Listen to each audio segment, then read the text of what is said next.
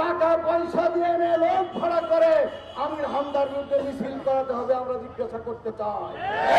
তাহলে কি আপনার রাজনৈতিক ময়দানকে উত্তপ্ত করতে চান? এই ভোটের মাঠকে কি আপনারা উত্তপ্ত করে ফায়দা হাসিল করতে চান? আপনাদের সে গুড়ে বালি মানুষটা হতে দেবে না, জনগণ আপনাদের আশা পূরণ হতে দেবে না।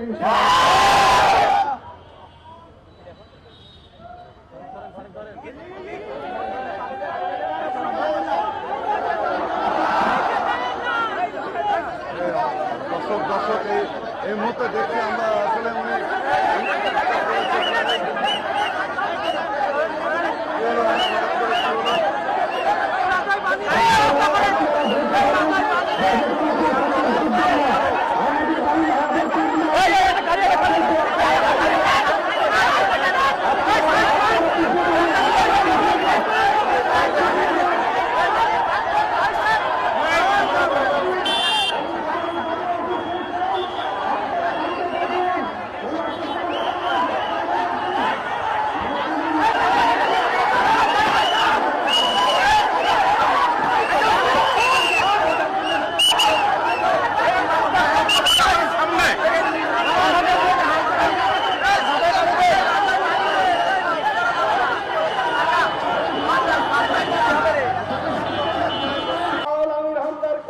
তৃপ্তিবোধ করত, আনন্দিত হতো, বাহাবা দিত, তার মাহফিল নেওয়ার জন্য মাসের পর মাস অপেক্ষা করত, সেই লোকগুলোই আমির হামদার বিরোধিতা শুরু করে দিল।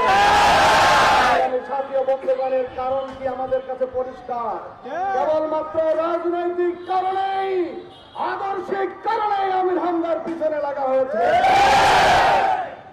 সম্মানিত সাথী বন্ধুগণ, শুধু এখানেই শেষ নয়, সর্বশেষ মুফতি আমির হামদার এদেশের প্রায় সকল জেলা উপজেলায় হাজারো প্রোগ্রাম করেন।